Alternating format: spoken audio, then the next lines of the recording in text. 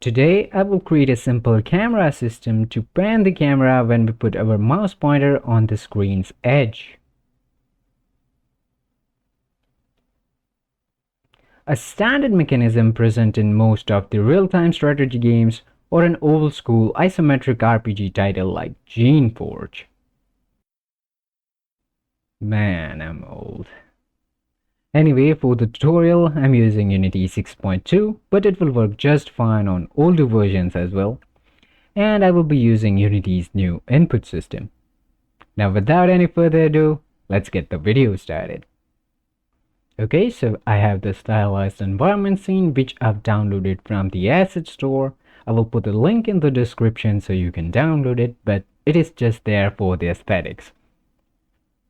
Now the very first thing is let's define inputs for our game.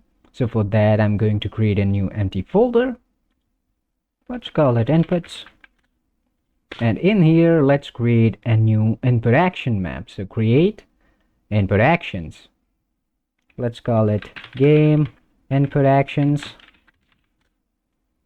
And double click to open our asset. Then in here we will define a new action map, so hit this plus button and let's call it mouse. And for the actions I'm going to rename this new action, so let's call it move. And for the action type I'm going to select value, and for the control type I'm going to select vector 2 because our mouse position will be of type vector 2.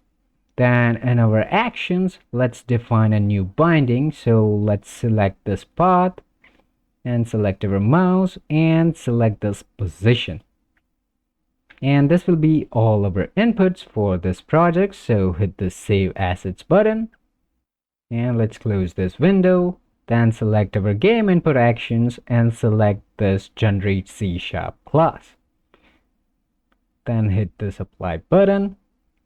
And it will generate this new game input action script where all our input actions are defined. Now in my projects, I like to create a separate script to listen to the player input. So first, let's create a new empty game object in our scene. So Control Shift and N is the shortcut. Let's call it game inputs. And let's reset its transform. And I also like to keep it on the very top of the hierarchy. Then let's create a new script with the same name. So first I'm going to create a new empty folder. Let's call it scripts. And let's create a new mono behavior script. Let's call it game inputs. And let's assign our script to our game inputs empty object. And double click to open our script. In the script, I'm going to get rid of everything. Then here, let's grab the reference for our game input actions. So private game input actions. And let's also call it game input actions. Then let's initialize our game input actions in the awake method. So I'll simply go awake. And here, let's go game input actions equals new game input actions like this.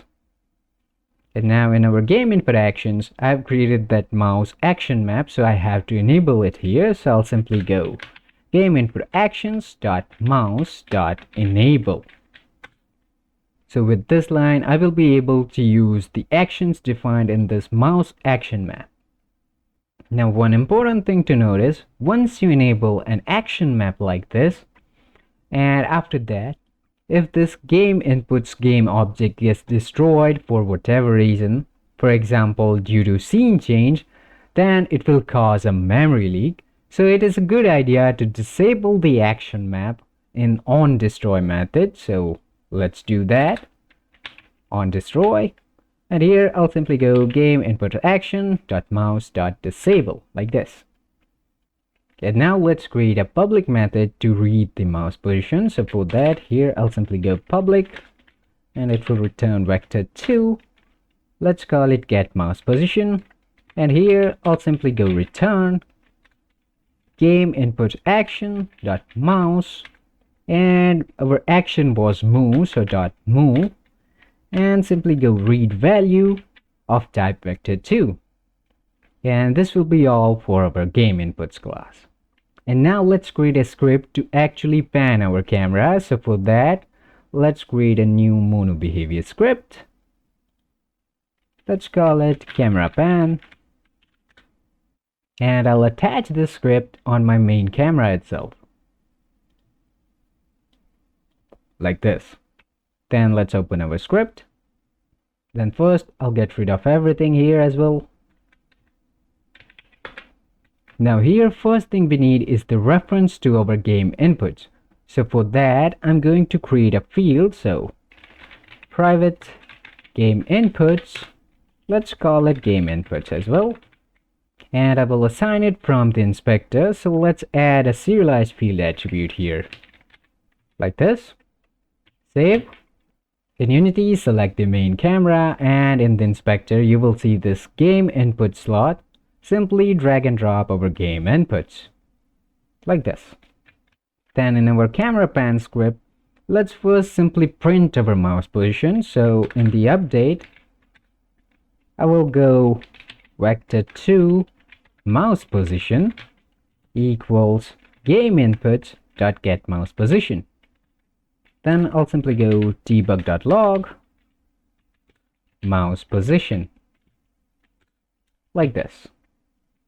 Okay, so let's test.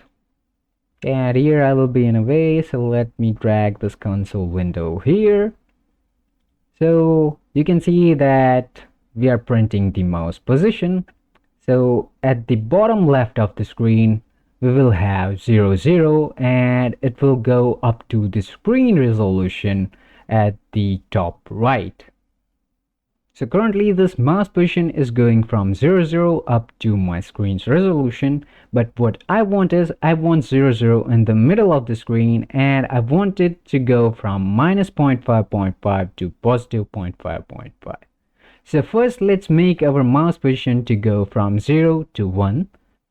So to make this mouse position go from 0, 0 to 1, 1, I'll simply divide my mouse position with the screen's resolution. So I'll simply go vector2.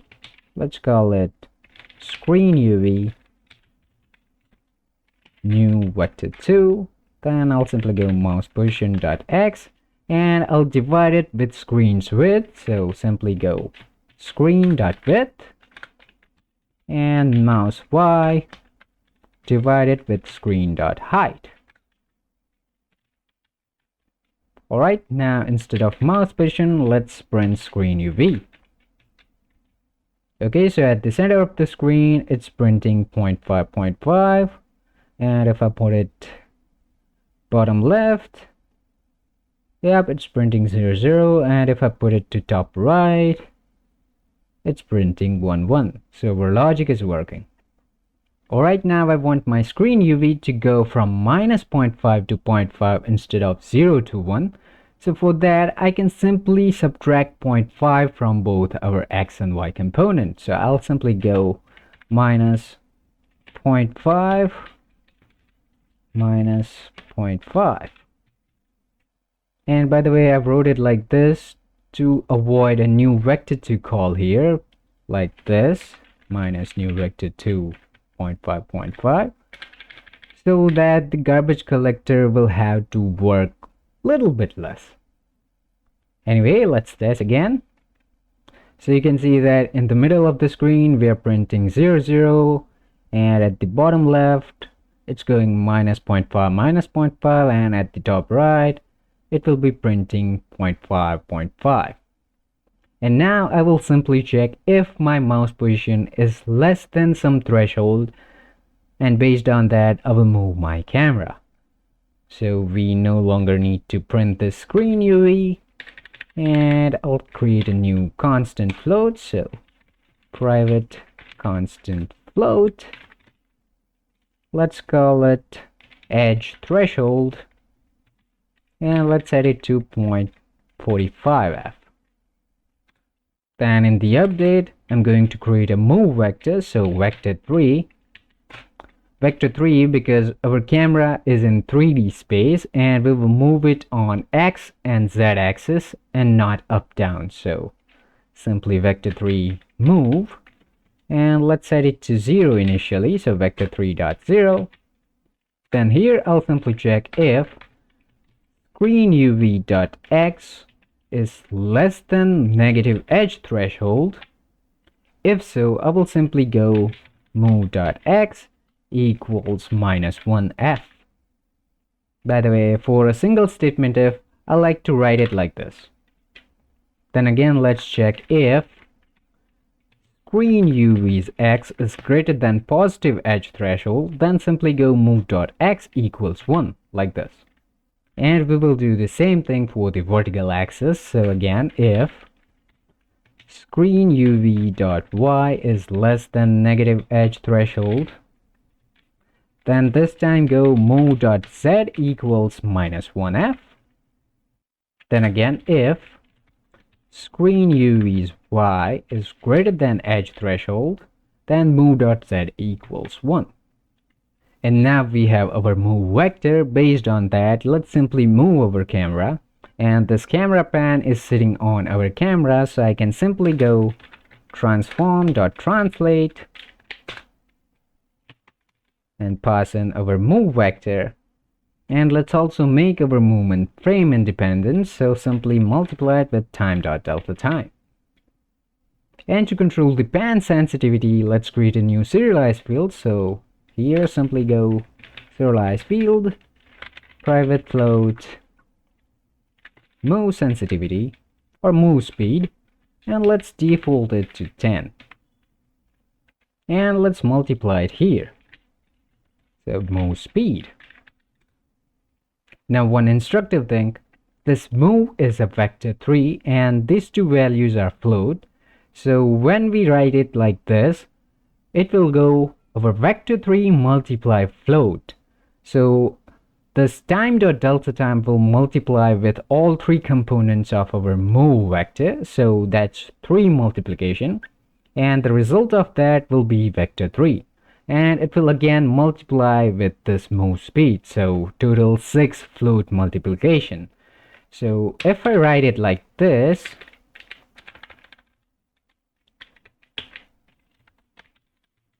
now it will go float multiply float, so that's 1 multiplication, and then multiply vector 3, so that's 3 more. So we just saved 2 float multiplications, so a nice optimization tip. Although it doesn't matter in the long run, but hey. Alright, let's test. So if I put my mouse pointer to the right side of the screen, yep, it's moving correctly, but if I go left, yep, but if I go up, so now the camera is zooming in and zooming out. So what is happening is my main camera has some rotation. So on the x-axis, it's going perfectly like this. But on the z-axis, it's moving like this. So we don't want that. So when we move the main camera on the z-axis, I want it to move parallel to the xz plane.